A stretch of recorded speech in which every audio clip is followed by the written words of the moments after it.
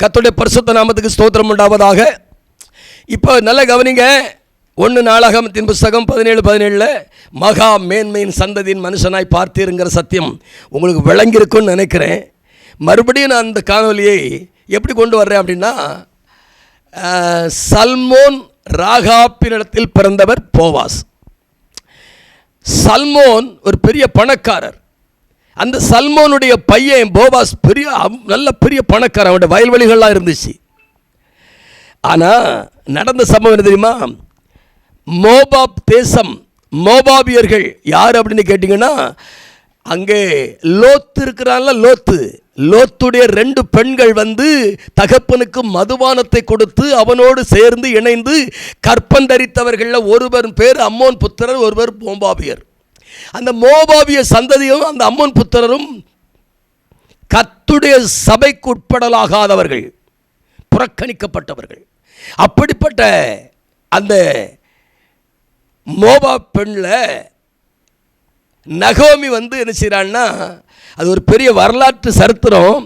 நான் ரத்ன சுருக்கமாக சொல்கிறேன்.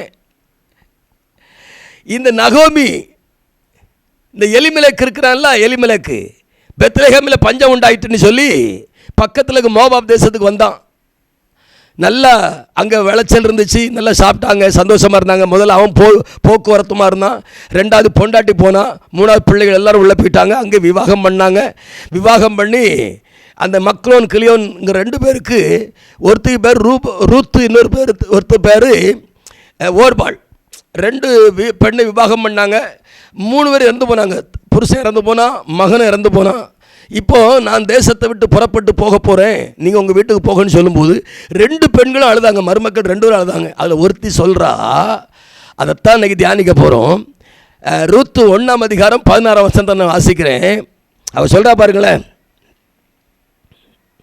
அதற்கு ரூத்து, நான் உம்மை பின்பற்றாமல் உம்மை விட்டு திரும்பி போவதை குறித்து என்னோடு பேச வேண்டாம்.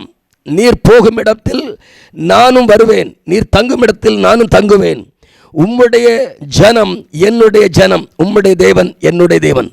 நீர் மரணம் அடையும் இடத்தில் நானும் மரணமடைந்து அங்கே அடக்கம் பண்ணப்படுவேன். மரணம் அல்லாமல் வேறொன்றும் உம்மை விட்டு பிரித்தால் கர்த்தர் அதற்கு சரியாகவும் அதற்கு அதிகமாகவும் எனக்கு செய்வார் என்றாள். எப்படி சொல்கிறா பாருங்க. ஒரு மோபா தேசத்து பெண்ணு பாருங்க, கர்த்தரை குறித்த அறிவு. எப்படி ராகாப்புக்கு ஒரு விசுவாசம் வந்து வைராக்கியம் இருந்தாலோ அதே மாதிரி ரூத்துக்கு ஒரு வைராக்கியம். அவன் சொல்கிறா, உம்முடைய தேவன் என்னுடைய தேவன், உம்முடைய ஜனம் என்னுடைய தினம். நீ தங்கும் இடத்துல நான் தங்குவேன், நீ மரணம் இடத்துல நான் மரணம் அடைவேன். அவளுக்கு தனக்கு ஒரு எதிர்காலம் இருக்குது என்பது, மறுசீரமைப்பு இருக்குது என்பது அவளுக்கு தெரியலைங்க. ஆனால் கர்த்தர் வைத்திருந்தார், மறுசீரமைப்பு வைத்திருந்தார், போவாசை உருவாக்கி வைத்திருந்தார்.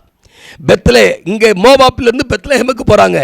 போய் நேர போவாஸுடைய களத்துக்கு தான் போகிறா.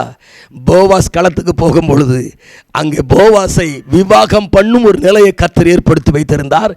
அந்த போவாஸுக்கும் ரூத்துக்கும் பிறந்தது தான் ஓபேத் என்கிற ஒரு மனுஷனை பெற்றெடுத்தா.